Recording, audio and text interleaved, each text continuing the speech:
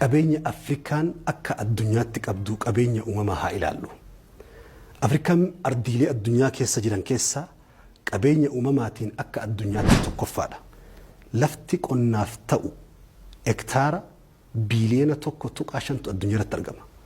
Kana keessa lafti qonnaa Afrikaa keessa jiru parsantaan 60 ka addunyaa guuturraa parsantaan 60 Afrikaa keessatti argama.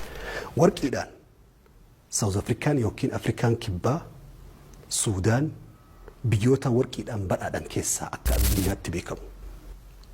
Somaaliyaan akka seenaan himutti korbeessa gorra'ee tiruu san barbareen tuqatee foon san guutuu darba jedhan quufarra. Waggoota 100 duubatti yoo deebitellee waggaa 100 Somaaliin biyya qabeenyaa turte. Waraanni keessoo diinagdee waggaa 20 waggaa 50tti ijaarame guyyaa 5 keessatti akka diigamu godha. Maaliif sanduuqa sadaqaa addunyaa taati?